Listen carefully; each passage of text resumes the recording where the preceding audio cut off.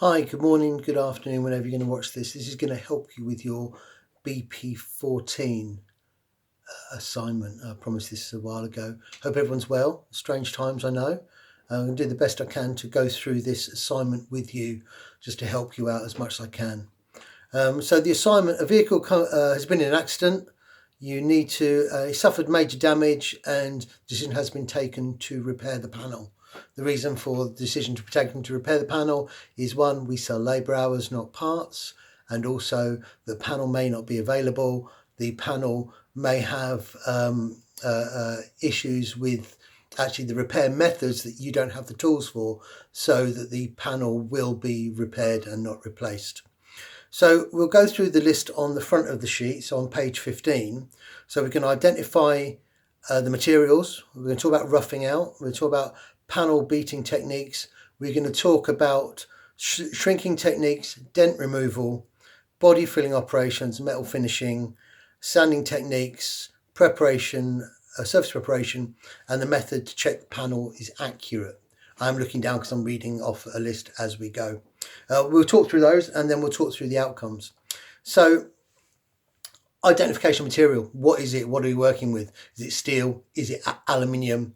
The information, we'll get that from either identifying it ourselves using a magnet or using the knowledge that we've got, deciding whether it's steel, whether it's galvanized, whether it's aluminium. If we don't have that information with us or we cannot make a decision, then we'll go to Thatcham to the manufacturer's data to find out whether we have that information or not. Okay, so that's where we go from there. You can at this point use material identification, which will come handy later on in the assignment from your BP13 identifying materials and properties. That's not a problem, just to actually cover that across. So once we've identified material, we're going to rough out. Now, roughing out is a basic initial shaping of the panel using either a fender bumping hammer, ball peen hammer, your hammers and weights, bars, etc., whatever you have, to get the initial shape of the panel out. So you've got somewhere to go to, a guideline. We're looking at getting swage lines out which could hold the panel in, etc. Looking for door gaps if the damage has gone through two panels, making sure the gap is correct and the panel alignment is good there. We may also be using pin pulling. We may be using a miracle pull type system if we can't get to the inside of the panel if it's enclosed.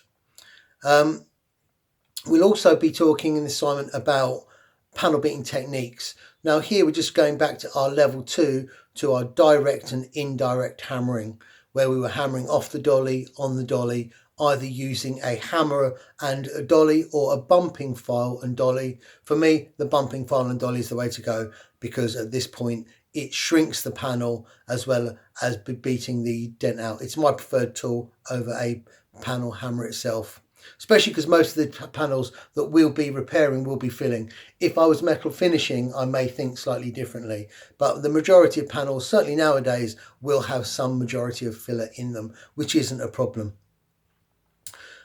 We're looking at panel stretching. If the panel has been stretched through our panel beating techniques, because of the severity of the dent, we're going to need to shrink those down. So for that, we would either use a hot shrinking method, either oxyacetylene or the carbon rod. Going back to your level 2 BP05, the information is there if you still get your notes from there. If not, there's plenty of videos on YouTube about shrinking panels. Trev's blogs is a really good one to have a look at. Rate the guy very, very highly. Also, we can talk about a shrinking hammer, shrinking dollies. Again, if you're not sure, do a little bit of research on them. You've got the whole internet. This is a research project. It's not an exam. You've got plenty of time. I will email you with a deadline of when this is all necessary. The next one we'll look at is dent removal equipment and techniques. Well, again, this comes back to our panel beating, our direct and indirect hammering, our pin pulling, our using a miracle pull. If we were going for a dent paintless system, then we would be using glue on panels, but this is a major repair. This is one that will need painting. It will be something that we wouldn't be able to get away with a paintless dent system on it. Okay. Also in the repair, we would require some metal finishing. So metal finishing for me is on small car park dents. The problem that I have with metal finishing on modern vehicles is there is not enough panel there to actually start filing away any more panel. So for me, this is just down to our direct hammering techniques and a small amount of filing for car park dents, that sort of thing. We then look at sanding techniques. So we need to look at types of sanders. We need to look at disc sanders. We need to look at DA sanders, flatbed sanders. You could also look at belt sanders, and then the types and grades of paper that we would use on our block to actually finish the material and the repair off, using filler and an aluminium oxide paper, because we're always going to go dry with our body filler, because body filler is hygroscopic. We don't want to get it wet. If we get it wet, it expands. Later dates, it could give us an issue with paint blistering, so we need to keep it dry at all times. So we use aluminium oxide. Now the preference is down to the shop culture, but a 40 grit is very old fashioned. You might use that, puts deep scratches in. For initial shaping, standard is 80 grit, P80, to get your initial shape, then finish it off with 120, 240, maybe a dolphin glaze just over the top, but we'll talk about fillers in just a little while. Now the next one is surface preparation. Now you need to make sure that you've got as much dent beaten out as possible, and that you've got a good enough shape with no high spots. Remember, we can't fill high spots, we can only fill low spots. Make sure that the shape is right, no high spots in there, no splits in there, no rust in there, and making sure that it's dry and grease free, so our filler will stick. Again, it's identifying what filler we need for the job, whether we're working on a plastic panel, an aluminium panel, a galvanized panel. It's down to the type of filler that we need to make sure we get the best adhesion we can, to make sure that the actual panel or repair lasts as long as the warranty period that we will give it. Okay, so that's just a rundown of the assignment and what we need to put in there. So I'm now going to go through each individual outcome one by one, and we shall go from there. I hope everyone is well in this very strange time. I'm finding this very, very weird not being at work. So 1.1, we can identify the tools that we're going to use to metal finish and plastic repair. Now I'll talk about plastic repair later on. Let's talk about metal to start with. So the tools we're going to use for that is hammers and dollies. So we'll be looking at our pick hammers, our cross pane pick hammers, our toe dollies, heel dollies, comma dollies, universal dollies, our long reach spoons, our universal spoons, anything that we can use to get behind the panel to create the shape. Once we've got the shape just slightly high, we're then going to file it down using the body file in a cross hatch motion across the panel, so we can get that correct metal finish that we require. Now metal finishing means metal finishing. We're not going to put any filler in at all, and we'll just rely on a high build primer afterwards, maybe to get the last little imperfections out. Now again, the problem I've said with metal finishing on a modern car nowadays is that metal finishing, there is not enough metal in the car anyway to actually start filing metal out of it. The next one, so 1.3, we're going to explain the procedures. We're going to test and use and maintain hand tools and power tools. Again, this is about how we're going to keep our toolbox clean, how we're going to keep our workshop clean, and our actual panels, tools nice and usable.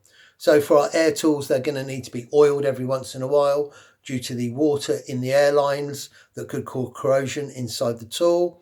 Again, with electric tools, we're going to be looking at the condition of the lead, make sure there's no splits, make sure there's no bare wires.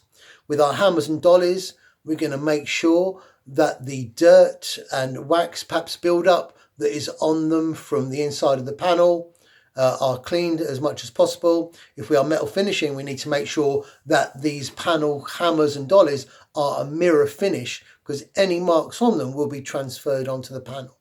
So that's 1.3. Again, making sure they're clean of dust and grease free, and anything that could be transferred into our filler onto our panel, which could cause us problems later in the day when we're trying to paint it.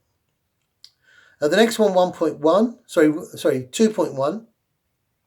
Identify and describe properties and different types of materials involved in the construction of the vehicle area that will be worked during the repair. Okay, so again, you can take your information that you took in BP13 about the properties of the materials that you could be working with. Okay,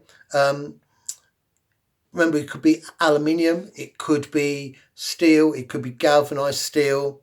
And again, the issues with working with these, again, if you're working on a vehicle that maybe has a galvanized door onto, an aluminium door onto a galvanized rear quarter panel, then we've got an issue with cross contamination there. And ideally, two separate sets of tools should be used to stop any contamination from one panel to the other. Again, like I said, use your information that you had in BP13, those properties, to cover that one. Now, the next three sort of pin together.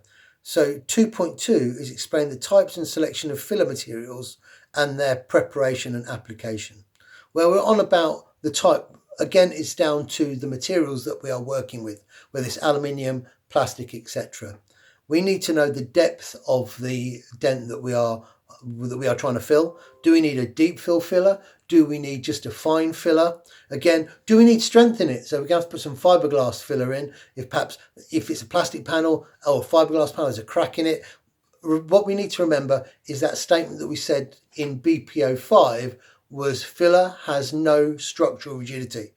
So it is there purely to fill. If the panel is cracked and we fill over it, the filler is going to crack. We need to put something else in there. Again, if your panel is damaged, if it has a hole in it, it will absorb water. If there is rust in it, then that rust will come through the filler. So we'll have a problem there. So we need to identify what filler we need there. So again, what I would suggest with this is go to the UPOL website and check out the technical data sheets there. The technical data sheets will give you all the information that you need about application, about mixing, about drying times, about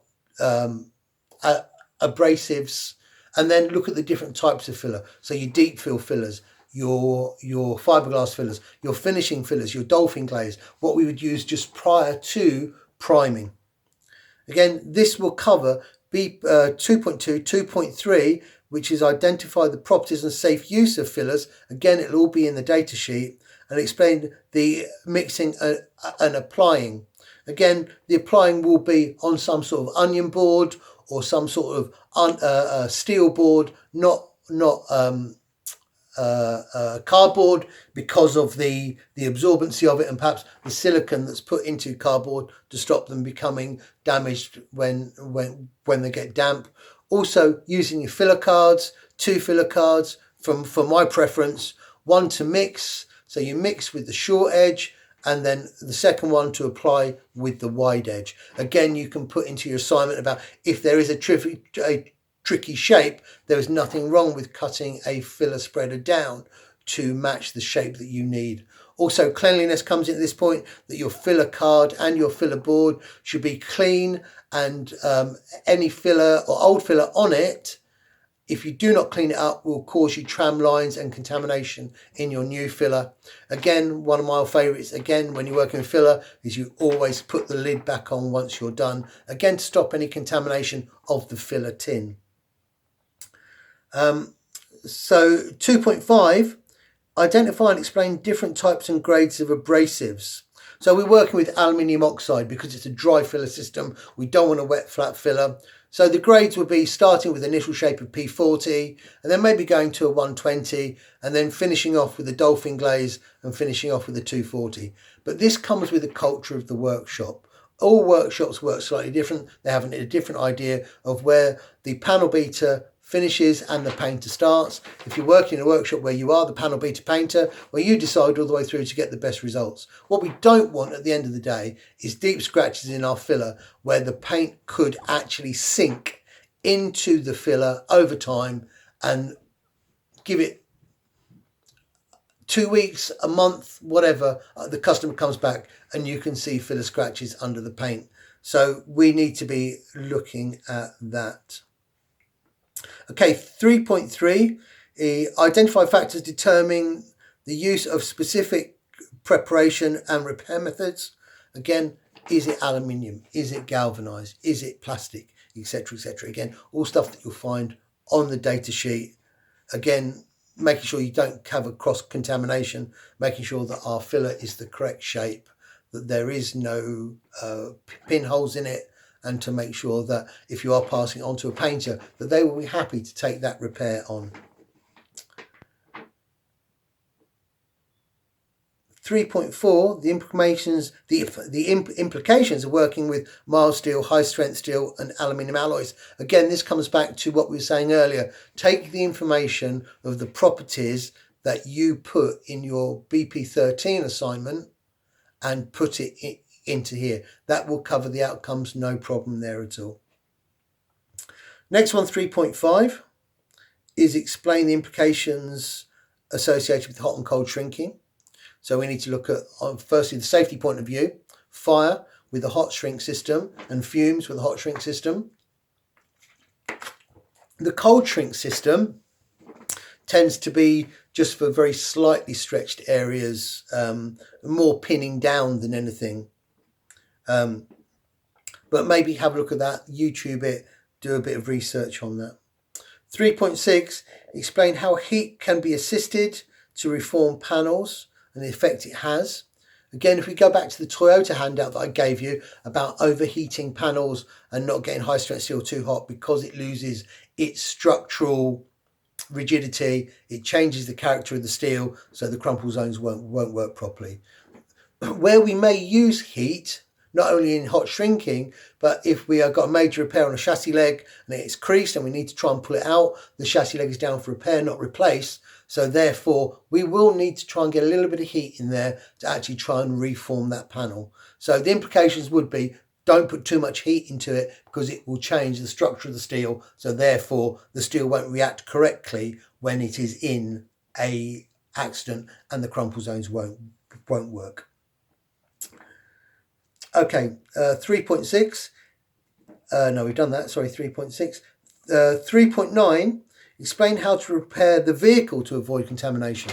So this is the vehicle itself. So we're talking here about not getting filler onto the seats, on the steering wheel, on the carpet, etc, etc. So this is quite simply seat covers, steering wheel covers, floor mat, making sure if the vehicle is long term in the workshop, we've got a dust cover over the vehicle to make sure that there is very little contamination and no damage to any of the bodywork that we're not being paid to repair.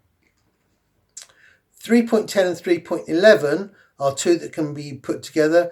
Again, describe how to prepare the damaged area to facilitate repairs. So that could be stripping out, getting behind the panel, making sure that there's nothing around you that you could set on fire, bin lids, degreasing tins, etc, etc.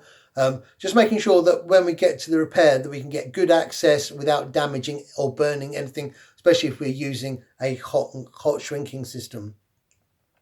3.11 is to describe how to prepare the panel surface prior to filling. Again, this is the school of thought on this, for me, is that all filler needs to go onto bare metal. Now, some people won't do that. You'll see in some videos that people do fill over paint. I don't think that's good practice. But hey, different cultures, different workshops. Again, go back to the technical data sheet from UPOL, which you can find on their website quite easily by clicking on the product that you want, i.e. filler, and then it'll take you to the technical data sheets and you shouldn't have any problem finding as much information as you need from there. Again, this is about feather edging. When you're preparing your area to fill, you're going to want to go to bare metal. You want to make sure that there are no holes in it, again, no splits, no rust, etc. And make sure that you feather edge the paint out so you have a smooth transition from your filler onto your paint, so you cannot fill that area. 3.14 describe the methods used to check the contour of the panel. So again, first method is by eye. Can we see it? Are we checking the swage lines? Can we see the swage lines are right?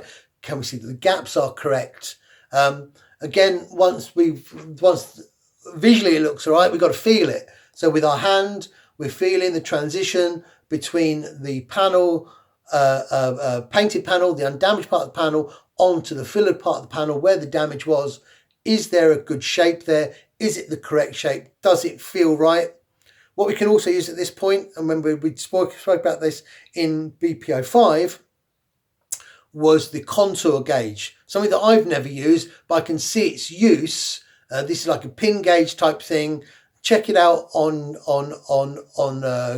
Google, on YouTube. There are videos on there about using the contour gauge. So hand, eye, contour gauge, checking swage lines, checking gaps, checking panel curves, alignment. Does it all look right? It all looks right and feels right. Then we can pass that on to the painter. That will cover 3.316 and 318. So just make sure that you've got no panel alignment. Make sure your panel alignment is good. Make sure there's no pinholes. Make sure it's feathered edged properly. Just make sure that everything is correct. Checking our swage lines, whether we use a aerosol primer over that to look at the lines, whether we do that with masking tape to get the correct lines. Again, check some of this out on YouTube. There's some really interesting stuff on there. Last thing I want to talk about is just plastic repair. We looked at this last year. Two types of plastic: thermoplastic, thermoset plastic.